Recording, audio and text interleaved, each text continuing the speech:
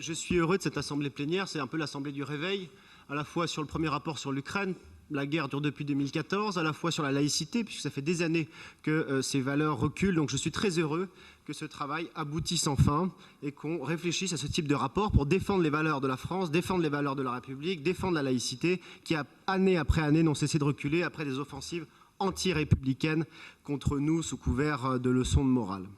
Heureux aussi, je dois l'avouer, en étant dans l'opposition, M. Wauquiez, que vous preniez ce positionnement différent de certains de vos collègues comme M. Bédier, président du département des Yvelines, un LR qui avait été épinglé par le journal Marianne pour avoir prêché dans une mosquée radicale, et ce en pleine campagne électorale.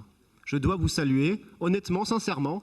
Je dois saluer votre positionnement qui diffère totalement du député Abad, député LR de l'Ain, qui s'était fait photographier, lui aussi épinglé par la presse, et notamment par Marianne, photographié dans une mosquée radicale dans Berrieux-en-Bugey. Heureux aussi, j'ai salué sur les réseaux sociaux, comme notre présidente du parti, le fait que vous ayez arrêté des subventions à Sciences Po Grenoble qui faisaient la promotion, disons-nous, de certains concepts anti-républicains, puisque je ne vais pas prononcer les mots racialistes et islamo-gauchistes après les propos de M. Gemani. Je garderai le respect des uns et des autres. On doit voir ce qui nous rassemble et pas ce qui nous divise. Le temps n'est pas à la logique politicienne. Nous acceptons donc de réfléchir à ce rapport, de le valider, un rapport qui est censé renforcer l'indivisibilité de la République, l'unité de la nation et la laïcité. Mais notre travail ne doit pas s'arrêter à une charte. Notre travail, vous l'avez vu avec le prédécesseur de Mme Najat Vallaud-Belkacem, M. Vincent Peillon, avait déjà fait une charte pour la défense de la laïcité dans toutes les écoles, entre les frigos et la machine à café de toutes les écoles. Ça n'a pas empêché l'assassinat de M. Paty. Ça n'a pas empêché à la ville de Roubaix, comme vous le savez, de subventionner une école communautariste dont les enseignants sont aux antipodes des valeurs que l'on affiche aujourd'hui dans ce rapport. Il faut donc aller plus loin.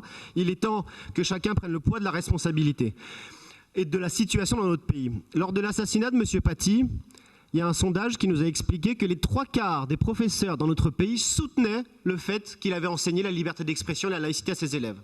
Pourtant, dans le même temps, ces mêmes professeurs s'auto-censuraient à plus de 50% de faire ce que Samuel Paty avait eu le courage de faire. Ça veut dire que nos jeunes, l'avenir de la France de demain, pour moitié d'entre eux, n'auront jamais appris, enseigné ce qu'était la liberté d'expression et la laïcité. C'est à ça que nous devons répondre aujourd'hui. C'est ça le rôle de la région, c'est remplir cette carence. Si les professeurs ne peuvent plus défendre nos valeurs, eh bien c'est à nous aussi de prendre notre flambeau et d'afficher, de protéger nos enseignants de la République.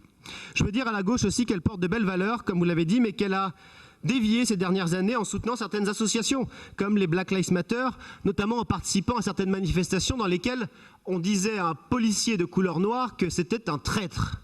Nous avons défendu ce policier qui portait l'uniforme de la police républicaine parce que pour nous, au Rassemblement national, il n'y a que 3 couleurs, le bleu, le blanc et le rouge. Nous sommes d'abord et avant tout français, avant d'être musulmans, chrétiens ou non-croyants. Nous sommes avant tout français, avant d'être de couleur blanche ou de couleur noire. Je veux dire au parti de Mme Grébert et Prix de Liberté, qui nous a parlé tout à l'heure des dictatures de M. Poutine, que là aussi on porte une responsabilité.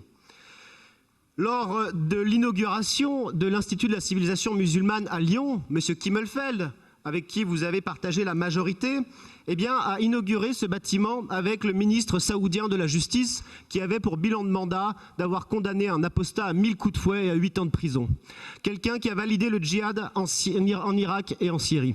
Quelqu'un qui a exécuté nombre de personnes en Arabie Saoudite. Par conséquent, et j'étais d'ailleurs insoumis et j'étais d'accord avec vous, M. Wauquiez, pour s'opposer au fait que, je finis juste sur une phrase, Monsieur le Président, au fait que la République travaille avec un régime théocratique aux antipodes des nôtres.